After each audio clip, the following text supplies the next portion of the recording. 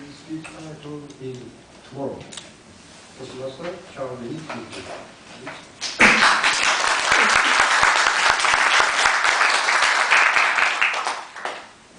Fantastic speech, happiness.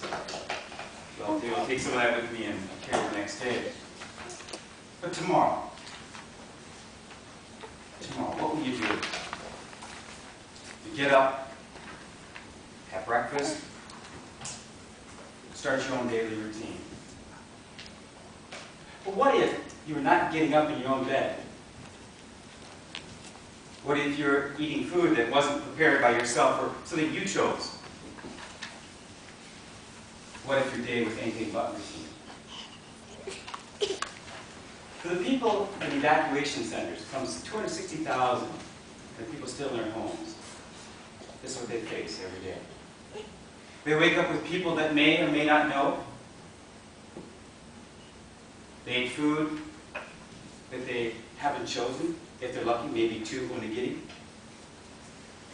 And a day is anything but routine. I think of the young mother and young husband who for weeks, every morning they would get up, put on their boots, head out in the muddy waters to look for their young 7- and 9-year-old who were caught up in the tsunami. Just last week, they found the little boy, but the search still continues to bring the daughter home. I think of Abe-san, a farmer, 62 years old. Inside his house, it looked like a tornado had come through there. Everything was torn apart. For the next 3 years, he will not be able to farm because his fields are filled with salt and oil. And he contemplates what tomorrow will bring.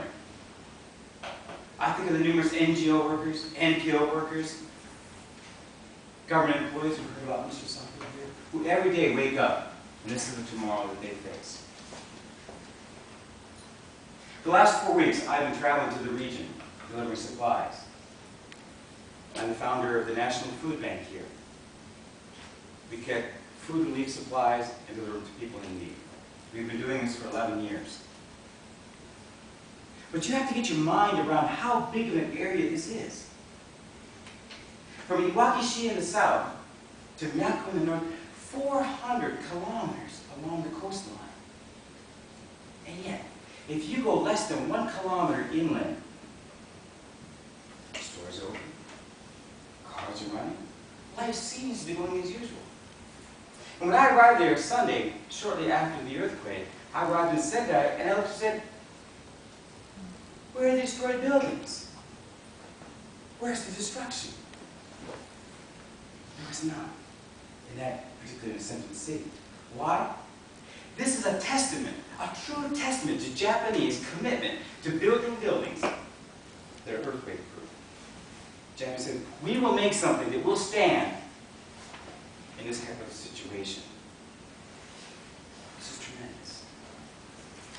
When I think of tomorrow, I think of many things. Many things. Several weeks ago, I was in Kesanuma, beautiful fishing village. Up on the bluffs, looking down over the sea. And this feeling came from me out of the blue, quite unexpected. Now, I've been in Japan 20 years. 20 years. If you've been married that long, you can know what it's like to have your partner for 20 years. You get used to them. You take them a little bit for granted. You get used to it. But then one day, something happens. What happened to me that day is I looked among all the destruction, thought about all the things that are happening. I love this country. I fell in love with this country again. Amidst all this, it's right here. I love this country. Later that afternoon, we went up to the peninsula to a fishing village, unloading our supplies. And what do I hear? Sora, Sora, washoy, washoy. Who are these people? I asked them, how can you sing like this? He says, we are positive people. He said, this is the 3rd tsunami that's hit us. The first one was in the early 20th century. next one Chilean, and now this. We will rebuild. We will rebuild. And this is not the first time. If you think back to Japan, 1945, you look outside here as you go home and imagine everything decimated. Within 20 years, Japan had a high rail speed system, underground subways, and it was hosting the Olympics. Incredible, without any supplies, any natural resources. Tohoku will be rebuilt again. It will be rebuilt again. In this day and age, some people looked at young people and said they have no drive, no energy, they've been pampered.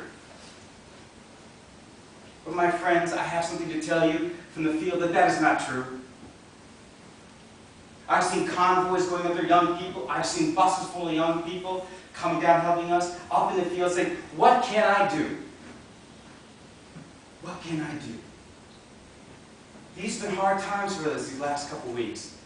We will grieve, and we should grieve. We will feel sad, and we should feel sad. But there will come tomorrow again. A new tomorrow. A stronger tomorrow. And that's a tomorrow that we all are deeply invested in. Many foreigners have chosen to leave the country, concerns for their own safety. I, myself, have chosen to stay. But I'm not alone. You also have chosen to stay. You also have looked at tomorrow and said, yes, there is a better tomorrow. And together we can do that. So when I wake up tomorrow, these are the things I think of. This is what's in my heart. A new and profound love for a country that I've lived here for so long. But also a belief, a fervent belief, that together we will come together and Tohoku will become stronger. But not just Tohoku, us as a nation, us as a people, our community will become stronger. And those deaths won't be in for vain. Those losses will be paid for our future and for our children's future. I know somewhere you share that inside of you. You share that belief, that hope for tomorrow. Thank you.